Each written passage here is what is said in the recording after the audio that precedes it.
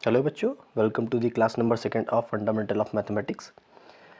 उम्मीद करता हूँ आप सभी अच्छे होंगे और अच्छे से गणित पढ़ रहे होंगे। आज हमारी क्लास है class number second. Class number first में हम लोगों ने बहुत अच्छे से टॉपिक कर लिए थे फंडामेंटल ऑफ मैथमेटिक्स के बेसिस पे। उसमें हम लोगों ने क्या किया था, सेट के बारे में जो भी हमारे पास इन्फॉर्मेशन थी, जो भी इम्पॉर्टेंट इन्फॉर्मेशन थी, बेसिक इन्फॉर्मेशन थी, वो हम लोगों ने पढ़ ली थी। उसके बाद हम लोगों ने सेट के बाद पढ़ा था टाइप्स ऑफ सेट। उसके बाद हम लोगों ने पढ़ा था types of set. Types of set पढ़ने के बाद हम लोगों ने पढ़े थे सेट्स के बीच में कितने ऑपरेशंस होते हैं।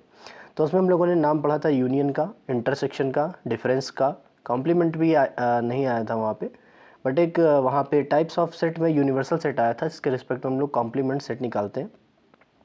तो ये सब जानकारी हम लोगों ने देख ली थी विद इन एग्जाम्पल्स। ठीक, एक डीपीपी मैंने दी है, मेरी टेलीग्राम चैनल आप जो लोग ज्वाइन कर लीजिए, लिंक मेरे बायो में दिया होगा, इस चैनल के बायो में दिया होगा लिंक टेलीग्राम चैनल का, वहाँ पे आप ज्वाइन कर सकते हैं टेलीग्राम चैनल। जैसे ही आप ज्वाइन करेंगे तो वहाँ पे आपको डीपीपी मिलती रहेंगी। पहले लेक्चर की डीपीपी दे दी गई है, सॉल्यूशन की भी आपको वहीं पर प्रोवाइड कराया जाएगा। यहाँ वीडियो सॉल्यूशन आपको पब्लिकली पोस्ट होते हुए शायद ना दिखे, बट अगर होता भी है तो मैं उसे मतलब इन्फॉर्मेशन आपको मिलती रहेगी। इसीलिए आप लोग इस चैनल को प्लीज़ लाइक शेयर और सब्सक्राइब करना ना भूलें जिससे आप आगे की अपडेट को मिस ना कर सकें। ठीक, चलिए आज स्टार्ट करते हैं। हम लोगों ने इंटरवल पिछली क्लास में पढ़ लिया था, फर्स्ट क्लास में हम लोगों ने इंटरवल के बारे में सारी जानकारी प्राप्त कर ली थी। अब हमारे पास क्या है, इंटरवल के बीच में ऑपरेशंस होते हैं। एक होता है यूनियन, दूसरा होता है इंटरसेक्शन, सकता है ऐसे निकाल सकते। ठीक, देखिए यहाँ पे हमारे पास क्या है, यूनियन ऑफ इंटरवल। अगर हमारे पास कोई भी दो इंटरवल दिए गए हैं तो हमारे पास उनका यूनियन कैसे निकाला जाएगा। लेट अस सपोज दैट हमारे पास एक इंटरवल है 1,5 और उसका यूनियन लेना है हमारे पास 0,3 से।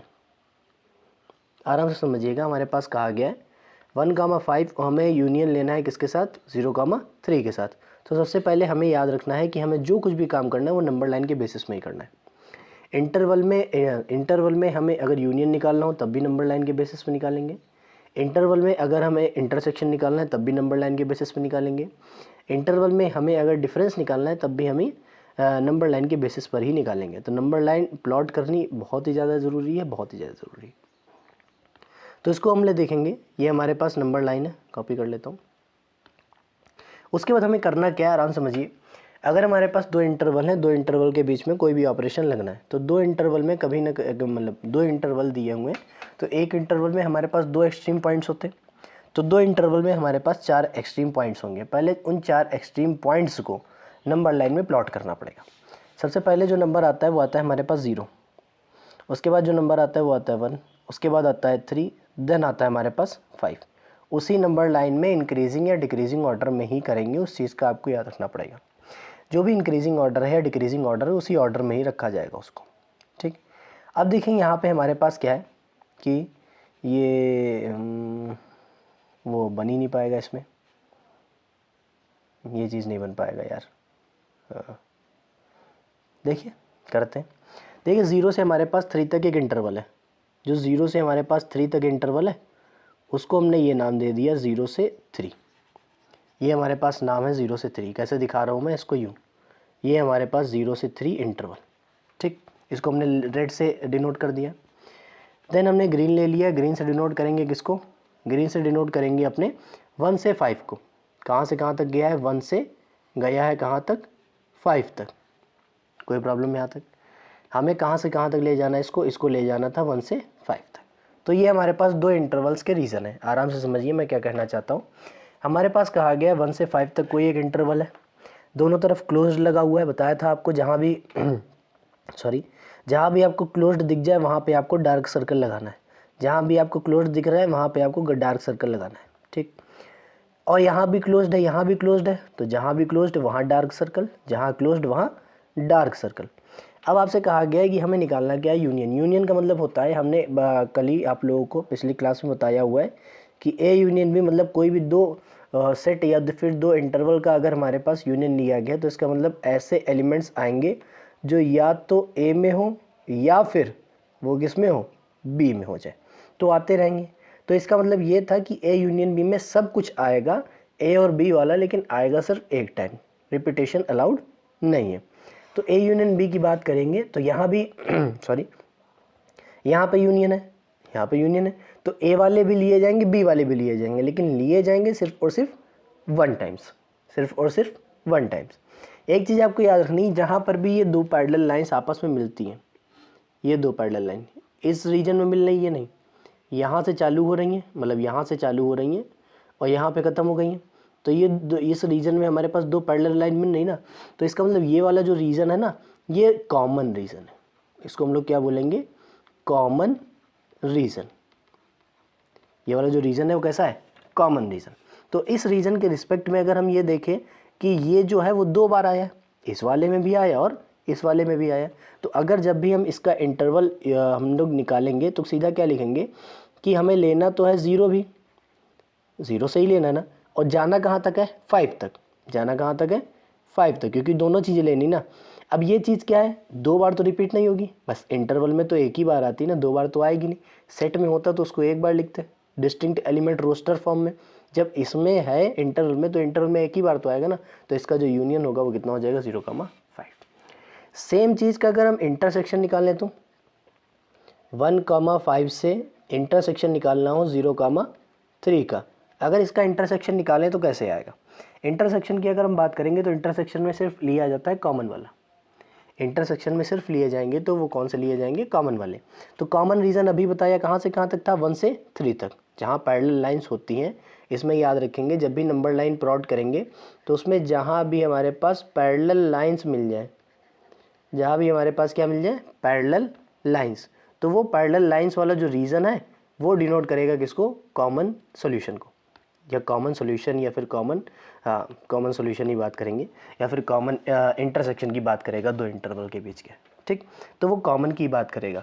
तो यहाँ पे जो कॉमन है वो कहाँ है, 1 से 3 तक, तो इस वाले का इंटरसेक्शन हमारे पास कितना आ जाएगा, 1 से 3 तक, तो ये हमारे पास आंसर हो जाएगा। बात आती है डिफरेंस की, डिफरेंस निकाला जा सकता है। जैसे हम लोगों ने कहा था a माइनस बी हमारे पास क्या होता है, ऐसे एलिमेंट्स जो पहले वाले सेट में हो बट दूसरे वाले सेट में नहीं हो। ये डेफिनेशन थी हमारे पास दो सेट के डिफरेंस की, दो सेट के डिफरेंस की, कि दो सेट के बीच का अगर डिफरेंस निकाला जाएगा a माइनस बी, तो वो क्या आएगा, a में होना चाहिए, मतलब पहले वाले सेट का हो लेकिन दूसरे वाले सेट का ना हो। तो इसकी बात हम करेंगे, अगर हमारे पास डिफरेंस ले लिया गया है 1,5 से माइनस 0,3 के बीच का अगर डिफरेंस ले लिया जाए, तो हमसे कहा गया ऐसे एलिमेंट्स लो जो a में है। हमने कहा ठीक है, हम ऐसे एलिमेंट्स लेंगे जो a में है लेकिन b में ना हो, लेकिन b में ना हो। अच्छा बताओ, अब ऐसा कोई एलिमेंट यहाँ है जो a में तो है लेकिन b में नहीं, जैसे हमारे पास ग्रीन वाला रीजन किसको दिखा रहा है, a वाले को, ग्रीन वाला रीजन किसको दिखा रहा, a वाले सेट को, और रेड वाला रीजन किसको दिखा रहा, बी वाले सेट को। इसका दूसरा का पार्ट भी होता है, कैसे लिखा जाएगा वो भी हम बताएंगे, ऑपरेशंस में आएगा, वेन डायग्राम से निकाल सकते हो उसको हम लोग। तो पहले हमने कहा हमें ए वो चाहिए जो बी में ना हो, इसका मतलब बी में तो ये सब कुछ है, बी में क्या है, ये सब कुछ है। तो इस सब कुछ में अगर हम देखें ये वाला रीजन, ये वाला रीजन ये ए में भी है, तो ये वाला तो चला जाएगा, तो बचा क्या है 3 से 5 तक।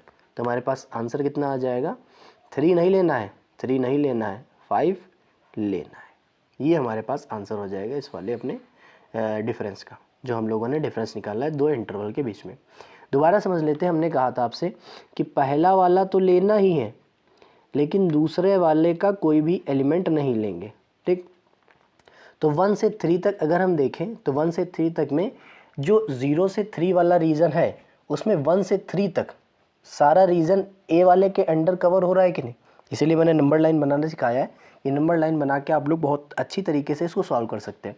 तो नंबर लाइन में अगर हम देखते हैं तो 1 से 3 वाला रीजन ए में आ रहा, जो कि बी का ही पार्ट है, तो बी वाला कुछ भी नहीं लेना है ना, तो बी वाला सब कुछ हटा देंगे, तो बचा गया है 3 से 5 तक। तो 3 भी हटेगा क्योंकि यहाँ पे इक्वल लगा हुआ है, इक्वल लगा हुआ है ना, तो 3 भी हटेगा। तो 3 के आगे वाला जितनी क्वांटिटी है वो आती जाएगी और आएगी कहाँ तक, 5 तक। तो ये हमारे पास इंटरसेक्शन हो जाएगा, सॉरी डिफरेंस हो जाएगा।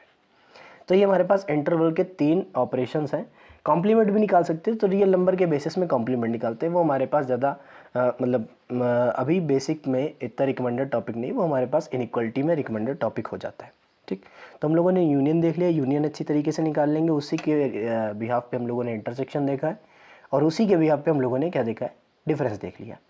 नेक्स्ट स्लाइड में चलते हैं। आप लोगों को अगर समझ में आया तो प्लीज़ चैनल को लाइक शेयर सब्सक्राइब करना ना भूलें, जिससे आप लोग किसी भी अपडेट से मिस नहीं होंगे। नेक्स्ट हमारे पास आता है वेन डायग्राम।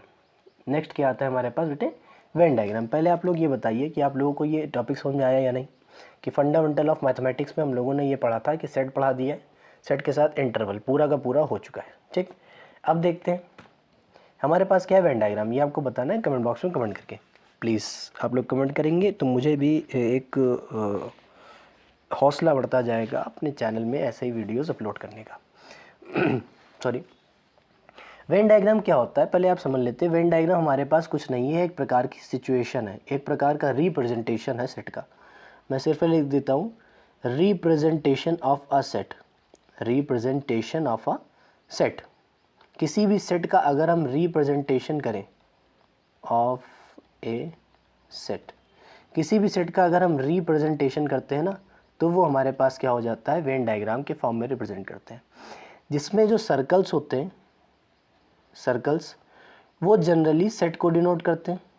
जितने भी सेट्स हमने लिए गए वो सारे को डिनोट करेंगे। और जो हमारे पास रेक्टेंगल होता है ये लगभग बाहर ही बना हुआ होता है, वो डिनोट करता है यूनिवर्सल सेट को। वो डिनोट करेगा किसको, यूनिवर्सल सेट को। तो इस सेट के रिस्पेक्ट में, इन दोनों सेट के रिस्पेक्ट में यूनिवर्सल सेट सिर्फ एक ही होगा। ठीक, तो इसको हम लोग डिनोट करते हैं कैपिटल यू से, या कहीं कहीं पे इसको जाई से या जीटा से भी डिनोट किया जाता है। ये जीटा का सिंबल है, यू करेंगे या फिर जीटा करेंगे, दोनों में से एक सिंबल का यूज़ हम इसमें कर सकते हैं। ठीक, मैं यहाँ पे लिख देता हूँ और जीटा। ठीक, ये सिंबल ऐसा ही होता है।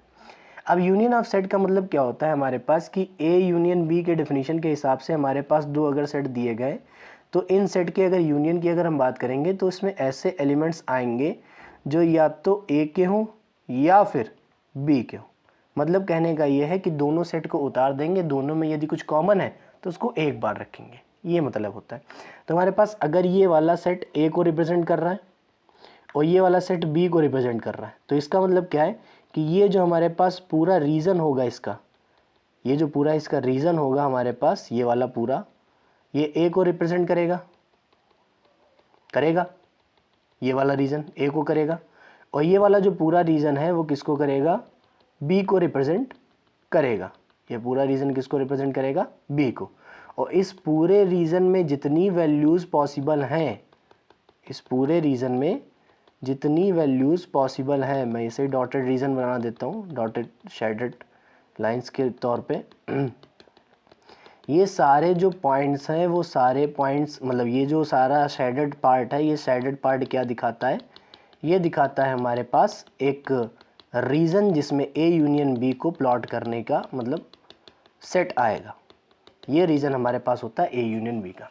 ये जितना शेडेड रीजन है, ये शेडेड रीजन किसको दिखाएगा, ए यूनियन बी को। तो ये आप लोगों को याद रखना पड़ेगा कि ये ए यूनियन बी का हमारा शेडेड पार्ट होगा, शेडेड रीजन होगा। ठीक, ये हमारे पास है ए यूनियन बी का शेडेड पार्ट या फिर शेडेड रीजन। तो इस पूरे सेट में जितने सब कुछ लिखा होगा वो सारा का सारा हमारे पास क्या हो जाएगा, ए यूनियन बी हो जाएगा। ठीक, नेक्स्ट हमारे पास क्या आता है, इंटरसेक्शन। इंटरसेक्शन की बात करेंगे तो ए इंटरसेक्शन बी, इसका मतलब क्या होता है कि हमारे पास ऐसे एलिमेंट्स आएंगे जो या तो ए में हो, नहीं ए में भी हो एंड बी में भी हो, या तो आइदर और की कंडीशन होती है यूनियन में, और या तो ए में हो या तो बी में हो, और यहाँ पे होती है ए में भी हो और बी में भी हो, एंड की कंडीशन। और वहाँ और है, यहाँ एंड है। ठीक, दोनों कंडीशंस अलग अलग है। तो एंड और में हम लोगों ने क्या देखा था कि सब कुछ लिया जाएगा कॉमन, एक बार उतारा जाएगा। बट इंटरसेक्शन की अगर हम बात करेंगे तो इंटरसेक्शन में सिर्फ और सिर्फ वही पॉइंट्स लिए जाएंगे, वही वैल्यूज़ ली जाएंगी जो कॉमन होगी। तो ये वाला जो रीज़न है ना, ये वाला रीज़न डिनोट करता है कॉमन वाले पार्ट को जो ए यूनियन बी के बीच में लाई कर रहा है। जो ए यूनियन बी के बीच में लाई कर रहा है वो कॉमन वाले पार्ट को ये वाला रीज़न डिनोट करता है। तो ये वाला जो रीज़न होगा इसे हम लोग कहेंगे ए इंटरसेक्शन बी। ये वाला जो रीज़न होगा उसको हम लोग क्या बोलेंगे, ए इंटरसेक्शन बी। नेक्स्ट हमारे पास आता है डिफरेंस ऑफ सेट्स। अगर दो सेट का हम लोगों ने डिफरेंस निकाला तो कैसे लिखेंगे, दो सेट का यदि हम लोग डिफरेंस निकालेंगे मतलब सब्ट्रैक्शन करेंगे तो कैसे लिखेंगे। तो इसमें हम दो पार्ट लिखेंगे, इसमें लिख देता हूँ, ये वाला सेट ए है, ये वाला सेट बी है। इसमें हम लोग दो पार्ट्स को समझेंगे। एक समझेंगे ए माइनस बी को। इसका मतलब क्या है, ऐसे एक्स लेने हैं जो एक्स ए के तो हों बट वो एक्स बी के नहीं होंगे। और एक पार्ट हम लोग समझेंगे बी माइनस ए को, ऐसे एलिमेंट्स जो एलिमेंट्स बी के तो होंगे बट ए के नहीं होंगे। तो दो पार्ट्स आते हैं हमारे पास डिफरेंस के बेसिस पे, ठीक। तो हमारे पास ये रीज़न तो आपको पता ही है, ये वाला रीज़न हम ए को बता रहे हैं, ये वाला रीज़न बी को बता रहे हैं, और ये हमारे पास यूनिवर्सल सेट है। सेम यहाँ पे ए है, बी है, और ये हमारे पास यूनिवर्सल सेट है, ठीक। तो इस सेट की अगर हम बात करेंगे तो हमें वो नहीं चाहिए जो बी में हो, तो बी वाला पूरा हटा दो। बी वाला इतना रीज़न है, पूरा हटा देंगे तो बचा कितना, ये वाला रीज़न। ये जो रीज़न है ये पूरा का पूरा रीज़न अब शैडर्ड रीज़न में बना दूंगा ऐसे ही। ये जो पूरा रीज़न है वो सारा का सारा रीज़न किसको डिनोट करेगा, ये सब कुछ, ये सारा का सारा रीज़न किसको डिनोट करेगा, ए माइनस बी को। ये वाला रीज़न किसको डिनोट करेगा, ए माइनस बी को। सेम एज इट इज़ हमसे कहा गया अगर बी माइनस है तो इसका मतलब ए पूरा हटा दो, तो ये सर्कल पूरा ए है, इस सर्कल को हटा दे तो बचा कितना, यही रीज़न तो बचा, ये वाला रीज़न, ये वाला रीज़न, ये वाला रीज़न, ये वाला रीज़न। तो ये वाला रीज़न हमको किसको डिनोट करेगा, बी माइनस ए को। तो ये आप लोग याद रखिएगा कि ये हमारे पास बी माइनस ए को रिप्रेजेंट करता है, ये वाला किसको रिप्रेजेंट करेगा, बी माइनस ए को रिप्रेजेंट करेगा, और ये वाला जो सेट है वो किसको रिप्रेजेंट करेगा, ए माइनस बी को रिप्रेजेंट करेगा। एक चीज़ आप लोग इसी से ये भी याद रखिए कि जो हमारे पास सेट होता है उसको हम लोग ऐसे भी लिखते हैं कि ए माइनस बी में अगर हम लोग यूनियन कर दें ए इंटरसेक्शन बी का, कॉमन का मतलब है ना, अभी देखा था कॉमन कैसे बनता है, वीडियो को पॉज करके दोबारा से आप लोग मतलब आप पीछे रिवाइंड करके देख सकते हैं हम लोगों ने कैसे लिखा था उसको। तो यहाँ पे आप देख रहे थे कि ए वाला जो हमारे पास सेट था, ए वाला सेट वो ए माइनस बी और ए इंटरसेक्शन बी के पार्ट से बना हुआ है, तो उसका यूनियन ले लेंगे तो ए फिर से बन जाएगा। इसी से हम लोगों के पास फॉर्मूलेज आते हैं जो वेन डायग्राम में हम लोग यूज़ करते हैं, इसी से फॉर्मूलेज आते हैं जो हम लोग वेन डायग्राम्स में यूज़ करते हैं, ठीक। नेक्स्ट हमारे पास आता है डिसजॉइंट सेट। डिसजॉइंट सेट के बारे में आप लोगों को ये पता होना चाहिए, डिसजॉइंट नाम से ही पता चल रहा है जो ज्वाइंट ना हो। ज्वाइंट का मतलब ये है कि जिनका इंटरसेक्शन कुछ ना हो, एम्पटी सेट हो। जिन सेट के बीच इंटरसेक्शन एम्पटी होगा, एम्पटी सेट होगा, उस वाले सेट को हम लोग क्या बोलेंगे, डिसजॉइंट सेट। उस वाले सेट को हम लोग क्या बोलेंगे, डिसजॉइंट सेट। अब देख लो ये वाला सेट ए है, ये वाला सेट बी है, और ये हमारे पास यूनिवर्सल सेट। इन दोनों के बीच में कॉमन तो कुछ है नहीं, जब कॉमन होगा तभी ये सर्कल्स ऐसे कट करेंगे तो ये कॉमन रीजन दिखाएगा। अगर ये कॉमन नहीं है तो ये डिसजॉइंट होंगे, ये दोनों कभी आपस में जॉइंट हो ही नहीं सकते। अगर ये अगर ये टच नहीं कर रहे, टच भी करा देते हैं अगर इनको, तो भी मतलब यही है कि टच कराना मतलब अगर हम इन दो सेट को टच भी करा देते हैं यूँ, तब भी इसका मतलब है डिसजॉइंट, कोई प्रॉब्लम नहीं है। बट अगर ये दोनों एक दूसरे को कट कर देते हैं टू डिस्टिंक्ट पॉइंट्स पे, तो कह देंगे ये डिसजॉइंट नहीं है, ये हमारे पास जॉइंट सेट है। तो इसके पास ए इंटरसेक्शन भी फाई नहीं होगा, कोई ना कोई एलिमेंट इसमें लाई करता है, चाहे सिंगल टेंसिटी हो, चाहे सिंगल टेंसिटी हो, एम्पटी सेट कभी भी नहीं होगा। नेक्स्ट हमारे पास आता है वेन डायग्राम के बेसिस पे कॉम्प्लीमेंट ऑफ अ सेट। तो कॉम्प्लीमेंट हम लोगों ने बताया था, यदि किसी सेट का अगर हम कॉम्प्लीमेंट निकालना चाहें तो कॉम्प्लीमेंट तो एक सेट का ही निकलता है, और वो निकलता है किसके रिस्पेक्ट में, यूनिवर्सल सेट के रिस्पेक्ट में। वो किस सेट के रिस्पेक्ट में निकलेगा, वो निकलेगा यूनिवर्सल सेट के रिस्पेक्ट में। तो ये हमारे पास यूनिवर्सल सेट है और ये हमारे पास ए है। हमसे कहा गया ए छोड़ के जो कुछ बचा है, ए कॉम्प्लीमेंट का मतलब है ए छोड़ के यूनिवर्सल सेट में जो कुछ बचा है वो हमारे पास ए कॉम्प्लीमेंट को रिप्रेजेंट करेगा। तो ए कॉम्प्लीमेंट कितना आ जाएगा देखिएगा, ये हमारे पास रीजन जो होगा ये वाला, 1 सेकेंड, ये वाला जो रीजन होगा हमारे पास, इतना भी शेडेड कर दे रहे हैं, ये जो रीजन होगा वो सारा का सारा हमारा ए कॉम्प्लीमेंट को रिप्रेजेंट करेगा। ये जो रीजन होगा ये ए कॉम्प्लीमेंट को ही रिप्रेजेंट करेगा, ठीक। फिर से लाइन दिखा देता हूँ मैं, ये भी दिखाएगा, ये भी दिखाएगा, हाँ। इसके नीचे वाला पार्ट भी आएगा, ये वाला भी, और इसको छोटा कर देते हैं, ये वाला पार्ट भी आएगा,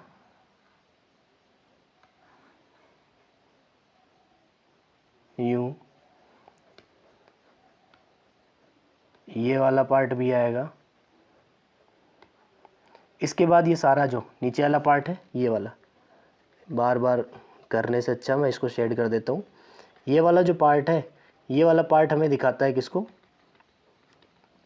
एक मिनट कलर करके नहीं हटाओ, ये वाला जो पार्ट है ये हमको किसको दिखाएगा, ए कॉम्प्लीमेंट को। जितना शेडेड रीजन है ये सारा का सारा रीजन किसको दिखाता है, ए कॉम्प्लीमेंट को। तो आप लोग कॉम्प्लीमेंट सेट समझ गए कि कॉम्प्लीमेंट सेट कैसे निकाला जाता है, क्या होता है। तो सबसे पहले हम लोगों ने देखा था कि इंटरवल के बीच में हम लोग इंटरसेक्शन और यूनियंस कैसे निकालेंगे, डिफरेंस भी कैसे निकाला जा सकता है। उसके बाद देखा है वेन डायग्राम से हम लोगों ने 5 चीज़ों के डायग्राम में से एक डायग्राम हमारे पास था, और कुछ है हाँ, एक डायग्राम हमारे पास था, वो डायग्राम था यूनियन ऑफ सेट्स। जब भी 2 सेट का यूनियन निकालेंगे तो कैसे उसको लिखा जाएगा। सेकंड कंडीशन थी हमारे पास इंटरसेक्शन ऑफ सेट्स। ये यूनियन कब निकालेंगे बताया था आप लोगों को। यूनियन निकालने के बेसिस पे आप लोग याद रखेंगे कि या तो पहले वाले सेट का हो या तो दूसरे वाले सेट का हो, कॉमन एक बार सिर्फ लिखा जाएगा। सेकंड वाले में आता है इंटरसेक्शन। इंटरसेक्शन का मतलब होता है कि 2 सेट में जितना कॉमन रीज़न है वो सारा का सारा हमारे पास यही होगा, ठीक, वो सारा का सारा ए इंटरसेक्शन बी को ही दिखाएगा। नेक्स्ट आता है डिफरेंस। डिफरेंस का मतलब है पहला माइनस दूसरा हमेशा लिखा जाएगा।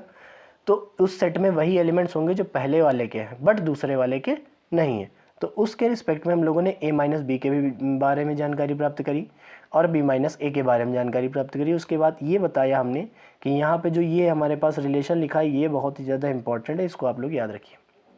उसके बाद हम लोगों ने देखा क्या है, डिसजॉइंट सेट, ऐसे सेट जिनके पास कुछ कॉमन ना हो, मतलब ए इंटरसेक्शन बी हमारे पास अगर एम्प्टी सेट आ गया तो उसको हम लोग बोलते हैं डिसजॉइंट सेट। नेक्स्ट आता है हमारे पास, वो होता है कॉम्प्लीमेंट ऑफ सेट। कॉम्प्लीमेंट का मतलब है कि अपने यूनिवर्सल सेट के रिस्पेक्ट में जब भी हम डिफरेंस ले लेंगे किसी भी सेट का तो वो हमारे पास बन जाएगा कॉम्प्लीमेंट ऑफ दैट सेट, ठीक। नेक्स्ट हमारे पास आता है some important laws and formulas. Important laws और फॉर्मूलेस पढ़ने से पहले हम लोग एक काम करेंगे, एक चीज़ बताते हैं कि अगर मान लीजिए गलती से हमारे पास एक चीज़ लिखी हुई है यूँ कि अगर कोई सेट लिखा हुआ है उस सेट का हमारे किसी एम्प्टी सेट के साथ इंटरसेक्शन लिया जाए, आराम से समझिएगा अगर उस सेट का एम्प्टी सेट के साथ इंटरसेक्शन लिया जाए, इंटरसेक्शन का मतलब है कॉमन, तो एक सेट है जो हमारे पास एम्प्टी नहीं है और एक सेट है जो हमारे पास एम्प्टी है, तो कुछ कॉमन तो मिलेगा नहीं। जब कॉमन नहीं मिलेगा तो ये हमारे पास सीधा ही क्या आ जाएगा, 5। सेकेंड रिजल्ट हमारे पास ये होता है कि अगर कोई भी हमारे पास सेट है और उसका यूनियन ले लेंगे एम्प्टी सेट से, तो जो सेट होगा वो उसी सेट के बराबर होगा। रीज़न क्या है, बात आप लोग ये समझिए कि हमारे पास ये सेट है, इस सेट में एलिमेंट्स हैं, हमने कहा गया था कि यूनियन के रिस्पेक्ट में जो हमारी पास डेफिनेशन थी वो थी ए यूनियन बी में कहा गया था कि या तो पहले वाले सेट का हो या तो दूसरे वाले सेट का हो, तो पहले वाले सेट का लिया या तो दूसरे वाले सेट का लिखा, बात तो एक ही हो जाएगी। तो ये हमारे पास ये कंडीशन बन जाएगी।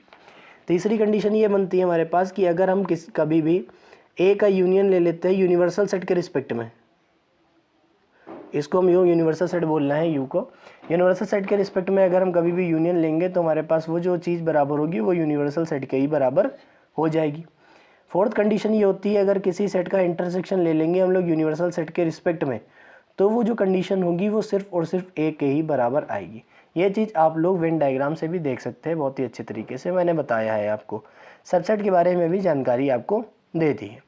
एक बहुत ही इंपॉर्टेंट फिनोमेना आपको याद रखना है, लॉ का नाम तो कुछ नहीं है, अगर हमारे पास कहा गया ए सबसेट है बी का एंड उसी समय कह दिया जाए बी सबसेट है ए का, तो इसका मतलब ये हो जाएगा कि ए बराबर है बी के। तो ये चीज़ आपको याद रखनी पड़ेगी, इक्वल सेट ही होंगे, ठीक।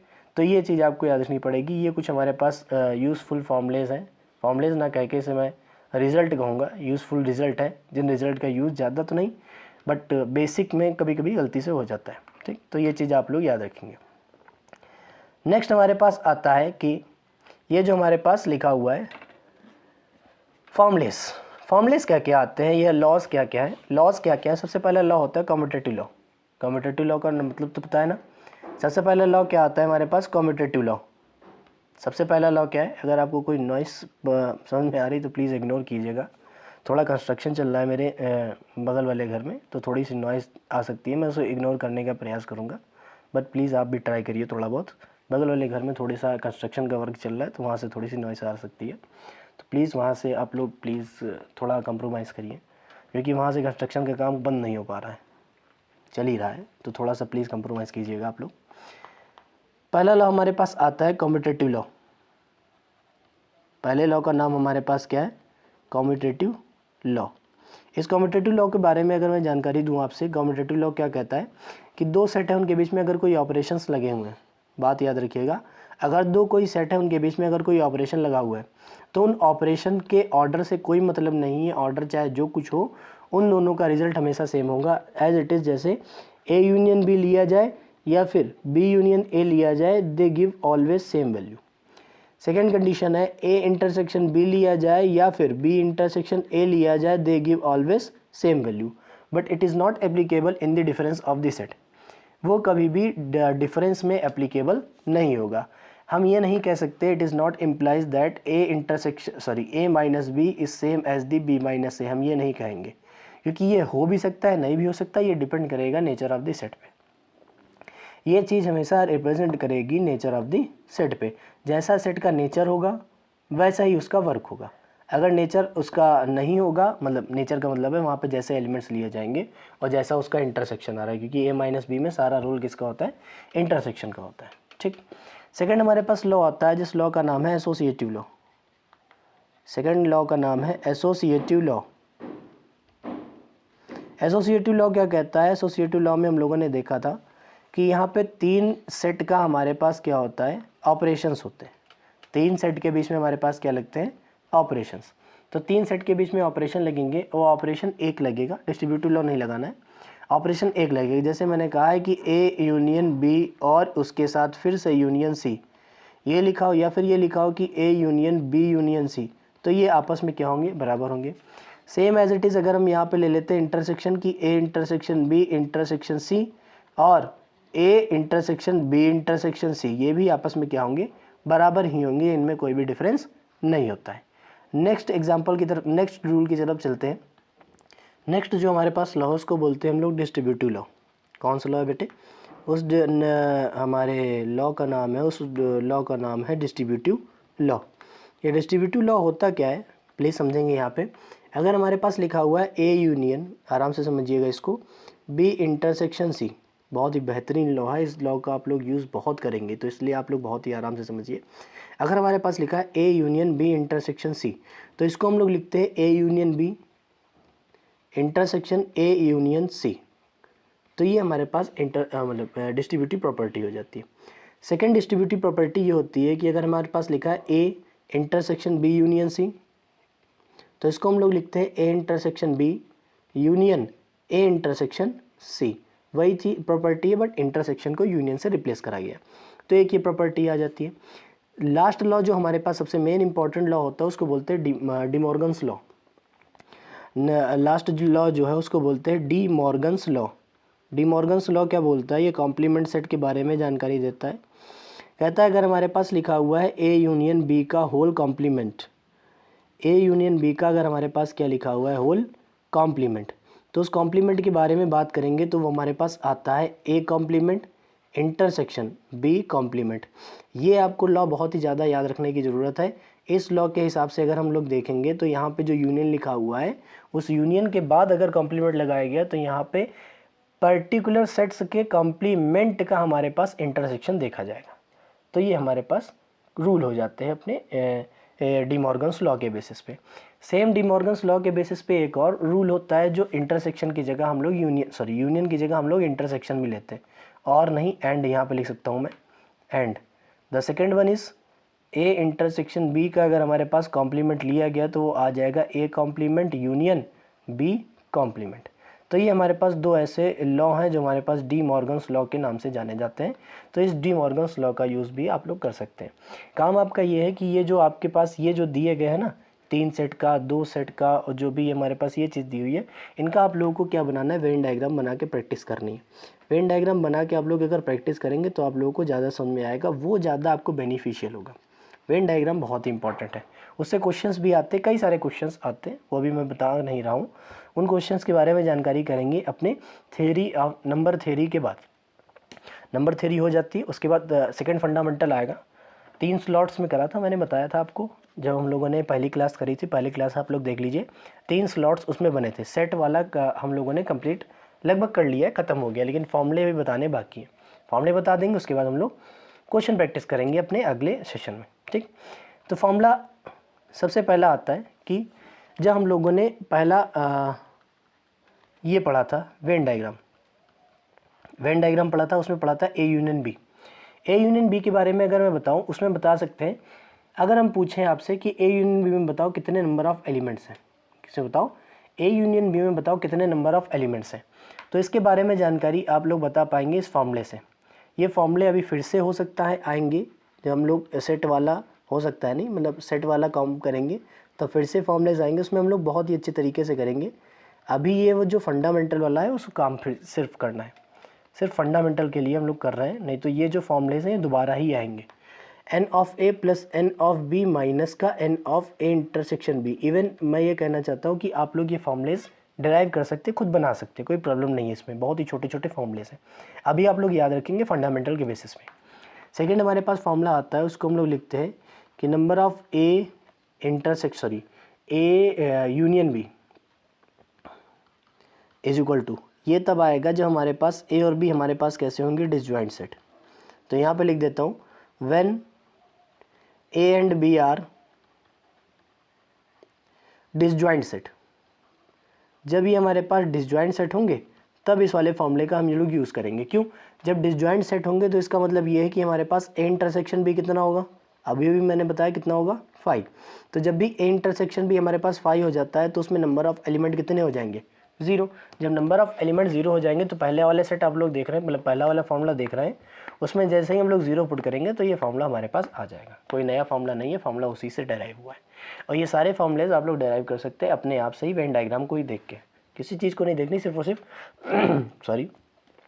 वेन डायग्राम को देख के आप लोग इस एज ए फॉर्मूलेज को डिराइव कर सकते हैं, ठीक। लेकिन वो हम लोग सेट में देखेंगे, अभी खाली आपको फंडामेंटल के बारे में ही देखना है, ठीक। नेक्स्ट हमारे पास आता है थर्ड हमारे पास फॉर्मूला आता है। थर्ड हमारे पास जो फॉर्मूला है वो है 3 सेट के यूनियन के रिस्पेक्ट में, A union B union C. इसके लिए जो फॉर्मूला यूज़ होता है वो होता है number of A plus number of B plus number of C minus number of A intersection B minus number of B intersection C minus number of A intersection C and then plus number of A intersection B intersection C. तो ये हमारे पास formulas हो जाएंगे अपने Venn diagram के respect में, जब हमारे पास 2 सेट दिए हों या फिर 3 सेट दिए। ये हमारे पास कुछ बेसिक फॉर्मूलेज हैं जो आप लोगों को याद रखने की ज़रूरत है, ठीक। जैसे आप लोगों को बता दिया जाए कि हमारे पास यूनियन, 2 सेट के यूनियन में हमारे पास 100 एलिमेंट है और इसमें 30 है, इसमें 50 है, तो बताओ इंटरसेक्शन में कितने एलिमेंट्स होंगे। तो ऐसे क्वेश्चंस पूछे जाते हैं, ठीक, पूछे जाते हैं, मतलब आप लोगों को सिर्फ ऐसे ही याद रखने पड़ेंगे कि कैसे हम लोग इसको निकाल सकते हैं, कैसे इसको हम लोग डिराइव कर सकते हैं, ठीक। आगे चलते हैं नेक्स्ट स्लाइड पे। नेक्स्ट स्लाइड हमारे पास आती है नंबर थ्योरी। नंबर थ्योरी में हम लोग स्टार्ट करेंगे सबसे पहले नंबर्स के बारे में, फिर हम लोग स्टार्ट करेंगे किसके बारे में, डिविजिबिलिटी के बारे में। सबसे पहले स्टार्ट करेंगे किसके बारे में, नंबर्स के बारे में जानकारी देते हुए। नंबर्स क्या होते हैं, कैसे कितने नंबर्स होते हैं। नंबर्स क्या होते हैं आप लोगों को पता होंगे कि नंबर्स हमारे पास क्वांटिटेटिव एंटिटीज़ होती हैं, ऐसे एंटिटीज जिसके बिहाफ पे हम लोग काउंट करते हैं, ठीक। अगर ज़्यादा बेसिक के बारे में अगर हम जाएंगे तो फिर वो टॉपिक से डाइवर्ट हो जाएगी, इसलिए हम ज़्यादा बेसिक के बारे में जानकारी नहीं करेंगे। नंबर्स ऐसी एंटिटीज़ हैं जो हमारे पास क्वांटिटी को डिनोट करती हैं, या फिर हम कैसे कह सकते हैं कि उसके बिहाफ पे हम कोई भी चीज़ को काउंट करते हैं, ठीक। तो ये चीज़ हमारे पास नंबर थ्योरी में नंबर्स को रिप्रेजेंट करती है। सबसे अच्छा और सबसे बढ़िया नंबर जो हमारे पास होता है वो होता है नेचुरल नंबर, जो हमारे पास नेचर ने दिया हुआ है। जो नेचर ने हमको दिए हुए हैं नंबर्स, उन्हीं को हम लोग क्या बोलते हैं, नेचुरल नंबर बोलते हैं, ठीक। और वो नेचुरल नंबर होते क्या हमारे पास, वो नेचुरल नंबर होते हैं, अब देखो मैंने सेट बता दिया आप लोगों को, हम लोगों ने जब सेट बता दिया तो सेट के बिहाफ पे हम लोग नंबर्स को रोस्टर फॉर्म में रिप्रेजेंट कर सकते हैं, इसीलिए सेट के बारे में जानकारी हम लोगों ने पहले आप लोगों को दे दी है, ठीक। तो नेचुरल नंबर की अगर हम बात करेंगे तो नेचुरल नंबर कैसे लिखा जाएगा, क्या होगा, उस चीज़ की जानकारी देंगे। तो नेचुरल नंबर हमारे पास होता क्या है, इसको रिप्रेजेंट करते हैं कैपिटल एन से, और वो जो कैपिटल एन होता है वो एक सेट होता है, वो कहाँ से होता है, 1 2 3 dash dash dash up to so on. तो ये जो सेट है वो हमारे पास इनफाइनाइट सेट है, और ऐसे नंबर्स जो हमारे पास 1 से स्टार्ट होंगे, 2, 3, 4, 5 ये सिर्फ आएंगे, सबको क्या कहा जाएगा, नेचुरल नंबर। सेकंड नंबर हमारे पास आता है जिसको हम लोग बोलते हैं होल नंबर। सेकंड नंबर आता है जिसको हम लोग बोलते हैं क्या है, होल नंबर। होल नंबर के बारे में जानकारी की बात करेंगे तो होल नंबर हमारे पास क्या होता है कि जब जीरो की डिस्कवरी हुई उसके बाद एक नया सेट बना जिसको हम लोग बोलते हैं होल नंबर्स का सेट। उसमें होते क्या है, 0, 1, 2, 3 and 4 dash dash dash up to so on. यहाँ पे ये दोनों सेट्स जो हैं उनमें सिर्फ और सिर्फ डिफरेंस किसका होता है, 0 का। सच दैट अगर हम यहाँ पे ये लिख दें W माइनस का n, W माइनस का n, तो ये हमारे पास जो एलिमेंट आता है वो क्या आता है, 0 आता है। बट n माइनस अगर मैं W कर दूँ तो ये एम्प्टी सेट आता है, इसमें कोई भी एलिमेंट नहीं होता है। तो यहाँ पे ये चीज़ याद रखेंगे कि ये जो हमारे पास सेट है होल नंबर, उसमें 0 आता है और 1, 2, 3 पूरा सब कुछ आता है। और नेचुरल नंबर में हमारे पास एलिमेंट्स जो आते हैं वो सिर्फ और सिर्फ क्या आते हैं, 1, 2, 3, 4 आते हैं। और दूसरी बात मतलब 1, 2, 3, 4 अप टू सो ऑन। दूसरी बात ये है कि W को हम लोग ऐसे भी लिख सकते हैं कि नेचुरल नंबर तो लिया ही है, साथ में अगर 0 भी ले लें तो ये हमारे पास किसको रिप्रेजेंट करेगा, अपने W को रिप्रेजेंट करेगा। या हमारे पास ये W इन द सेंस कि ये हमारे पास होल नंबर को रिप्रेजेंट करता रहेगा। ठीक, नेक्स्ट की बात करेंगे। नेक्स्ट नंबर हमारे पास क्या होता है, इंटीजर्स। बहुत लोगों ने कहा, आप लोगों ने वो नहीं पढ़ाया रियल नंबर। रियल नंबर मैं लास्ट में बताता हूँ। नेक्स्ट हमारे पास आता है, उसको हम लोग बोलते हैं क्या, इंटीजर्स। इंटीजर्स आपको पता ही है, जिसका डेसिमल एक्सपेंशन 0.0 की फॉर्म में हो। याद रखेंगे, जिसका डेसिमल एक्सपेंशन हमारे पास 0.0 की फॉर्म में है, वो सारे नंबर्स हमारे पास क्या कहलाते हैं, वो सारे नंबर्स होते हैं इंटीजर्स। मतलब ये है कि कोई भी नंबर लिखा हो 0.0, डेसिमल ना हो, फ्रैक्शनल पार्ट ना हो, तो उसे हम लोग बोलते क्या है, क्या, इंटीजर्स बोलते हैं। ठीक, वो पॉजिटिव हो सकता है, नेगेटिव हो सकता है, इवन 0 भी हो सकता है। ठीक, 0 हमारे पास इंटीजर्स है। इसको हम लोग डिनोट किससे करते हैं, Z से। Z हमारे पास रिप्रेजेंटेशन है इसको डिनोट करने का। ठीक, तो Z हमारे पास क्या होता है, वो सेट बनता है कि -2, -1, 0, 1, 2, 3 dash dash dash up to so on. इसी चीज़ को हम लोग ऐसे भी रिप्रेजेंट करते हैं, इस चीज़ को आप लोग याद रखिएगा। हम लोग ऐसे भी लिखते हैं, 0 ले लिया है, +-1 ले लिया है, +-2 ले लिया है, dash dash dash up to so on. अब ये चीज़ें आपस में चलती चली जाएंगी। हम लोग इसको ऐसे भी रिप्रेजेंट करते हैं। तो ये हमारे पास क्या होता है, सेट ऑफ नेचुरल नंबर। अगर इसमें एक बात हम कहें तो इसमें 2 टाइप्स के नंबर्स होते हैं। एक होता है पॉजिटिव इंटीजर, तो एक होता है नेगेटिव इंटीजर। पॉजिटिव इंटीजर को Z प्लस की फॉर्म में लिखते हैं और नेगेटिव इंटीजर को Z माइनस की फॉर्म में लिखते हैं। और जो पॉजिटिव निगेटिव दोनों चीज़ नहीं है, वो चीज़ है 0। तो 0 एक नया सेट है जो हमारे पास इंटीजर तो होगा, लेकिन हमारे पास ना ही पॉजिटिव इंटीजर होगा ना ही नेगेटिव इंटीजर होगा। ठीक, तो ये चीज़ आपको याद रखना। इंटीजर्स के 3 पार्ट होते हैं, एक पॉजिटिव, एक नेगेटिव और एक 0। 0 एक इंटीजर, एक नया इंटीजर, इसको 0 इंटीजर की फॉर्म में ही लिखा जाता है। और सॉरी, जिसको 0 इंटीजर ही बोलेंगे। Z प्लस का मतलब है पॉजिटिव इंटीजर, Z नेगेटिव का मतलब है नेगेटिव इंटीजर। कैसे लिखेंगे इसको, ये चीज़ मैं बता देता हूँ। इसका अगर हम लोग सेट रिप्रेजेंट करेंगे तो वो आएगा 1, 2, 3 dash dash dash up to so on. तो ये जो हमारे पास लिखा हुआ है ना, ये सेट ऑफ नेचुरल नंबर को ही डिनोट करता है। तो जो भी Z प्लस है वो सेट ऑफ नेचुरल नंबर ही है, ये चीज़ याद रखेंगे। तो N और Z प्लस आपस में क्या है, बराबर है। Z माइनस की बात करेंगे तो यहाँ पे जो एलिमेंट्स आते हैं वो -1 आता है, -2 आता है, -3 आता है, अप टू सो ऑन। ये हमारे पास नेगेटिव इंटीजर्स हो जाते हैं। ठीक, नेक्स्ट अगर हम बात करेंगे यहाँ पे कि W अगर लिखा हुआ है होल नंबर, तो हमारे पास क्या था, वो नेचुरल नंबर में 0 डाल देंगे तो आ जाएगा होल नंबर, आता था या नहीं। तो होल नंबर की बात करेंगे तो यहाँ पर भी नेचुरल नंबर हमारे पास क्या होता है, Z प्लस, उसका भी यूनियन अगर 0 के साथ कर लेंगे तो वो हमारे पास क्या आ जाएगा, वो आ जाएगा अपने पास होल नंबर को रिप्रेजेंट करने लगेगा। तो ये हमारे पास कुछ रिजल्ट हैं इंटीजर्स के बेसिस पे, ये आप लोगों को याद रखने पड़ेंगे। इंटीजर्स के बाद जो अपना काम आता है वो आता है निगेटिव इंटीजर और पॉजिटिव इंटीजर का, हो गया। उसके बाद आता है इवन इंटीजर, ऑड इंटीजर का। क्या होते हैं इवन इंटीजर या odd integer? Even integer, odd integer की बात करेंगे तो वो सारे नंबर्स जो 2 से डिविजिबल होंगे, वो सारे नंबर्स इस दुनिया जहान में जो 2 से डिविजिबल होंगे उनको हम लोग बोलेंगे इवन इंटीजर। और वो सारे नंबर जो 2 से डिविजिबल नहीं होंगे उनको हम बोलेंगे ऑड इंटीजर। ठीक, तो इसमें हम लोग क्या बोलेंगे, the number which is divisible by 2, the number which is divisible by 2, तो उनको क्या बोलेंगे इवन इंटीजर। और जो नहीं होंगे वो ऑड इंटीजर। इवन इंटीजर में आता क्या क्या, 0 plus minus 2 plus minus 4 dash dash dash up to so on. इसका कोई रिप्रेजेंटेशन नहीं होता है इवन इंटीजर का, बस ऐसे आपको याद रखना पड़ेगा, ठीक। और एक आता है ऑड इंटीजर।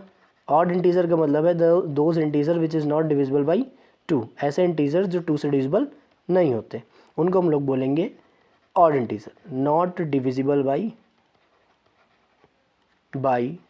2, ये 2 से डिविजिबल नहीं होंगे, उनको हम बोलेंगे odd integers.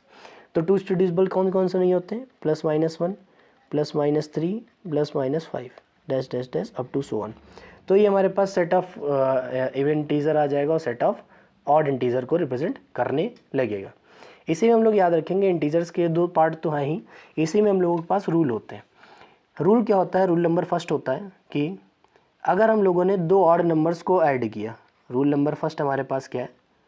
Rule number first कहता है when we add 2 odd numbers. याद रखिएगा, जब भी हम 2 ऑड नंबर्स को ऐड करेंगे, मैंने 2 कहा है, कॉन्जिक्यूटिव भी नहीं कहा है, लगातार भी नहीं कहा है, कुछ नहीं कहा है, सिर्फ ये कह रहा हूँ अगर 2 ऑड नंबर्स को हम लोग क्या करेंगे? ऐड करेंगे, तो हमारे पास जो नंबर्स आएंगे वो कैसे आएंगे? इवन नंबर आते हैं। सेकेंड कंडीशन है अगर हम 2 इवन नंबर को ऐड करेंगे तो भी हमारे पास जो नंबर आता है वो कैसा आता है? इवन नंबर ही आता है। बट अगर लेकिन किंतु परंतु अगर हम एक इवन और एक ऑड नंबर को ऐड करते हैं तो जो नंबर आता है वो हमारे पास ऑड नंबर को ही रिप्रेजेंट करेगा। ये कंडीशंस आपको याद रखनी पड़ेंगी। ये कंडीशंस हम लोग के लिए इम्पॉर्टेंट इसलिए हैं क्योंकि ये कंडीशन हमको प्रूफ करके देती है कि 0 एक इवन नंबर है। ये कंडीशन हमको प्रूफ देती है कि 0 एक इवन नंबर है। मैंने कहा, मतलब आपने कहा सर समझ में तो नहीं आया, बता दो 0 एक इवन नंबर कैसे। मैंने कहा ठीक है, बताने का प्रयास करेंगे। बताने का प्रयास करने लगे जब, तो हमारे पास एक चीज़ मिली, एक रिलेशन मिला, जिस रिलेशन को मैंने ही खुद लिखा है, और उस रिलेशन का नाम क्या है हमारे पास? उस रिलेशन का नाम है even plus odd is equal to odd. ये जो रिलेशन है हमारे पास even plus odd is equal to odd, तो हम लोग कंट्राडिक्शन मेथड यूज़ करेंगे प्रूफ करने में। 0 हमारे पास क्या है? ऑड है। तो हमने लेट कर लिया, let 0 be an odd integer. हमने चुपचाप से यहाँ पे 0 को ऑड इंटीजर क्या कर लिया? लेट कर लिया। एक इवन इंटीजर ले लेंगे, अब तो ये तो पता है ना 2 तो हमारे पास इवन इंटीजर होता है। इसको अगर हम ऐड करेंगे तो हमारे पास जो नंबर आएगा वो ऑड आएगा। ये क्या हो गया है? हमने कहा इवन लेना है, ठीक, 2 ले लिया। हमने कहा ये ऑड है, लेट कर लिया, ऑड हो गया। तो जब जोड़ेंगे तो हमारे पास ऑड आना चाहिए, ये तो ऑड नहीं है, ये कैसा है? इवन। तो जो हमने सपोज किया था वो गलत। By contradiction method 0 is also a even integer. By contradiction method 0 is also a even integer. इस मेथड से हम लोग 0 को भी इवन इंटीजर प्रूफ कर सकते हैं। तो ये हमारे पास ऑड इंटीजर और इवन इंटीजर की बीच की जानकारी हो गई। नेक्स्ट जानकारी की बात मतलब बारे में बात करते हैं। नेक्स्ट जानकारी जो हमारे पास है वो है प्राइम नंबर। नेक्स्ट जानकारी हमारे पास जो है वो है प्राइम नंबर। प्राइम नंबर क्या होते हैं? छोटी सी बात करेंगे, प्राइम नंबर क्या होते हैं? प्राइम नंबर ऐसे नंबर है which contain only 2 divisor.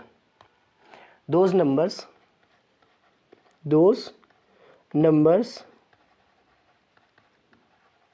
which contains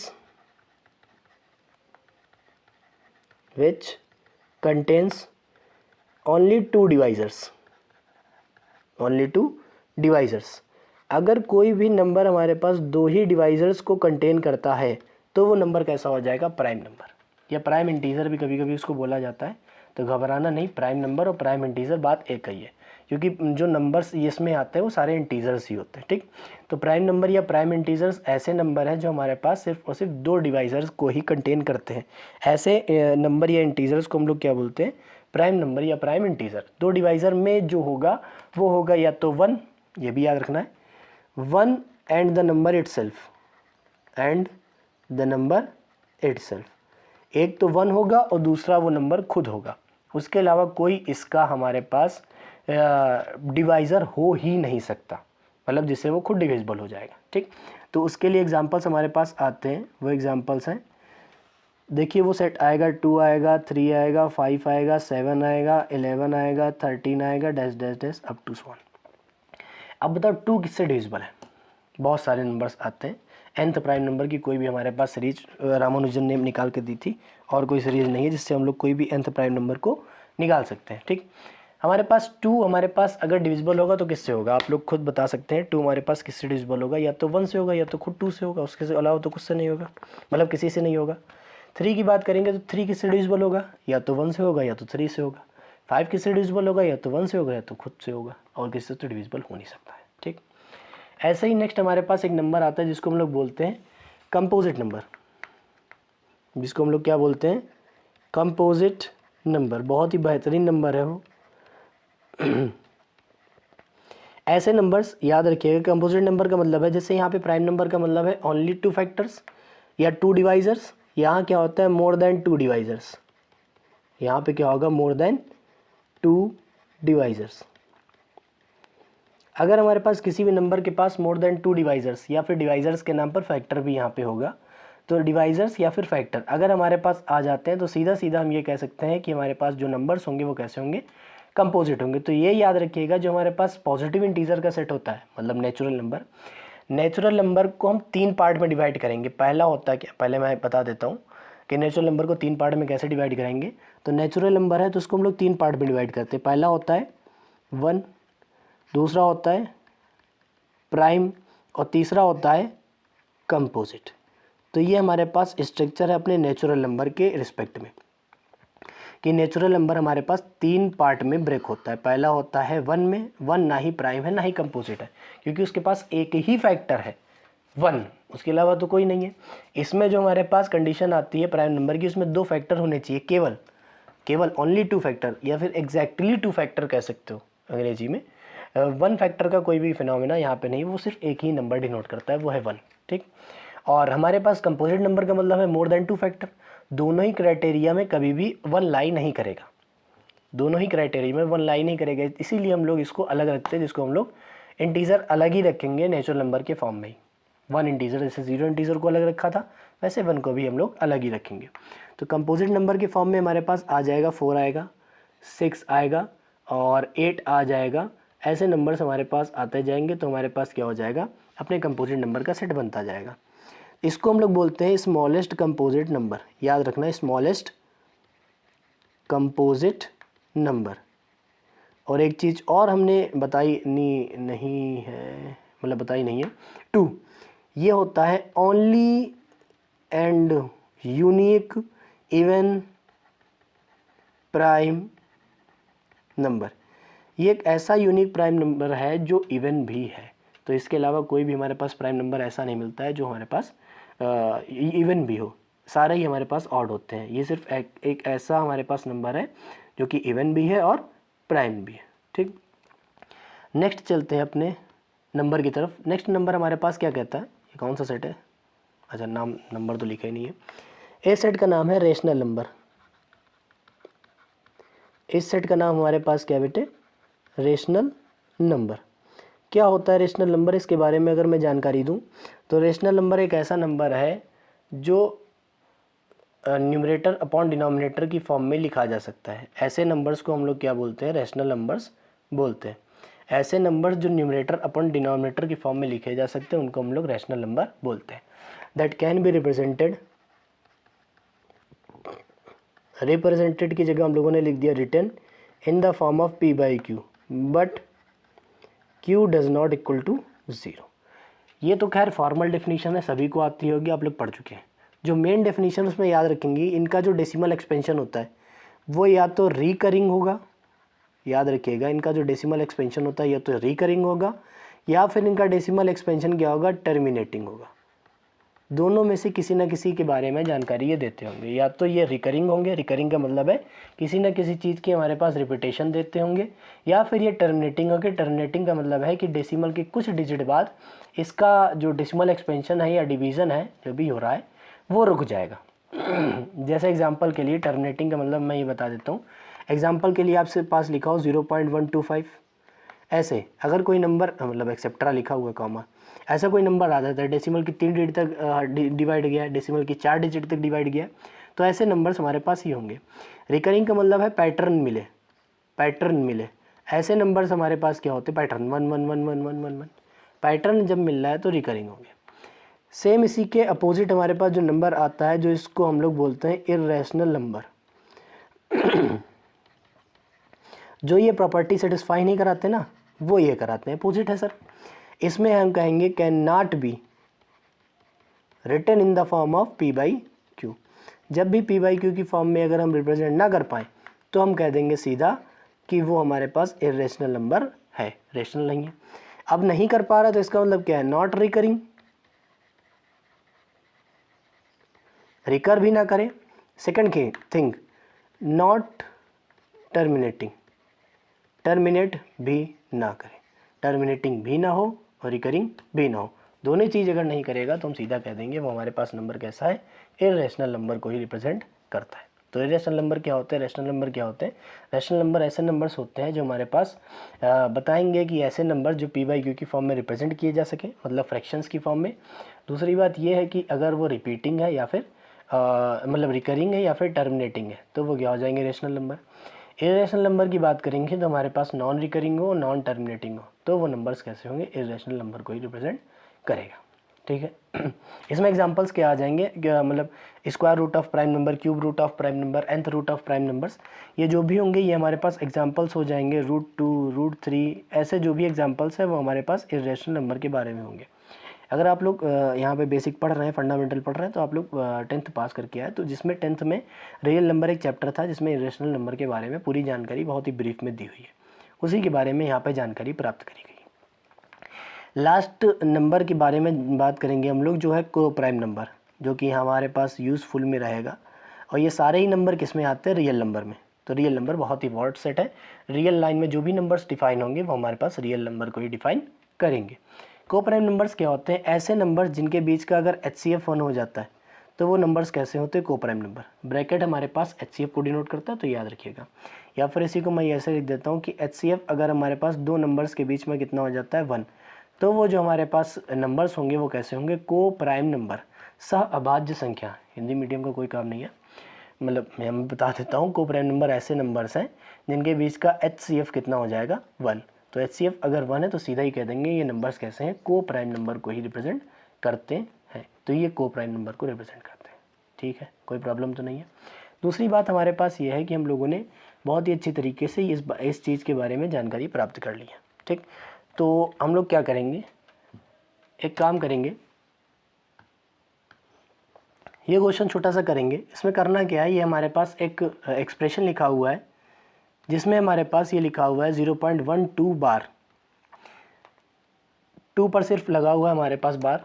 इसका मतलब है, बार का मतलब होता है रिकरिंग, कि जिस चीज़ के ऊपर बार लगा है तो वो अब बार बार आता ही जाएगा, वो अब बार बार आता ही जाएगा।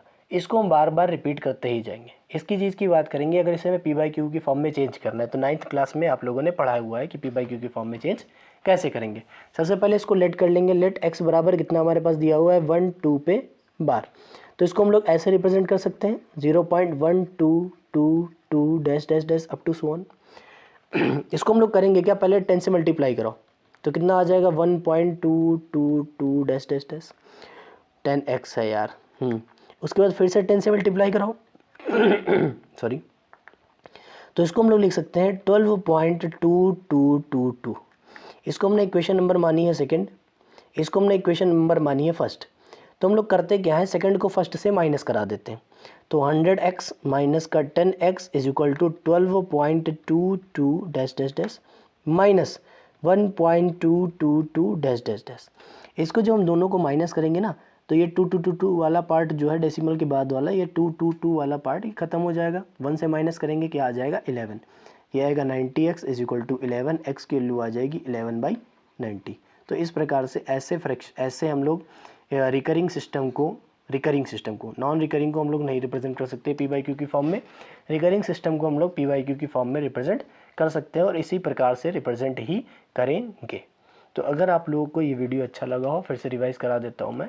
रिवाइज़ कराने के बेसिस पे हम लोगों ने क्या बताया हुआ है, बहुत ही ज़्यादा जानकारी प्राप्त कर ली है।